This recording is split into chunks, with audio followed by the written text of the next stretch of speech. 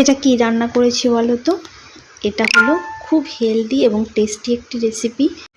মিষ্টি আলু দিয়ে সুন্দর একটি টিফিনের রেসিপি তৈরি করলাম। দেখো, মিষ্টি আলুগুলো প্রথমে আমি সিদ্ধ করে নিয়েছি।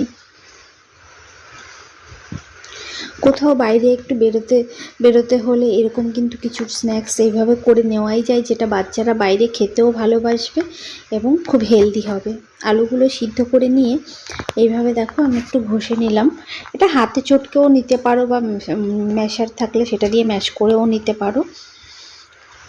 আমি এইভাবে করে নিলাম। এর মধ্যে আমি একটুখানি বেসন দিয়ে দিচ্ছি। বেসনটা একটু অল্পই হবে, আলুর পরিমাণটাই বেশি থাকবে। আর কিছুটা সুজি দিয়ে দিচ্ছি।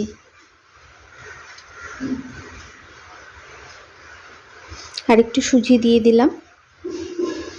আর এর মধ্যে কিছু মশলা আমি দিয়ে দিলাম। এখানে দিলাম গরম মশলা, একটু চাট মশলা, আর দিয়ে দিলাম গোলমরিচ গুঁড়ো, যেটা একটু ঝালের জন্য, হালকা ঝালের একটা আসবে। তো এগুলো সব কিছু দিয়ে আর সামান্য একটু হলুদ দেব। সব দিয়ে ভালো করে আমি মেখে নেব। আর নুন তো পরিমাণ মতো দিতেই হবে, ওটা আমি বলতে স্কিপ করে গেছি। নুনটা পরিমাণ মতো দিতে হবে, যেহেতু আলুটা মিষ্টি তো নুনটা একটু অল্পই দেবে। এইভাবে দেখো খুব সুন্দর করে হাতের সাহায্যে মেখে নিতে হবে। খুব ভালো করে মেখে নিচ্ছি। দেখো আমার মেখে নেওয়া হয়ে গেছে।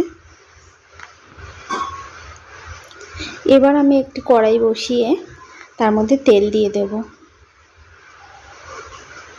খুব বেশি তেল দেব না, হালকা তেলেই ভেজে নেব।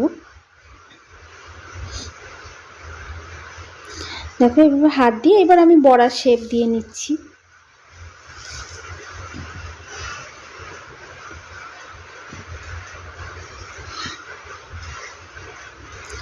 এভাবে করে আমি সব বড়াগুলো দিয়ে দেব।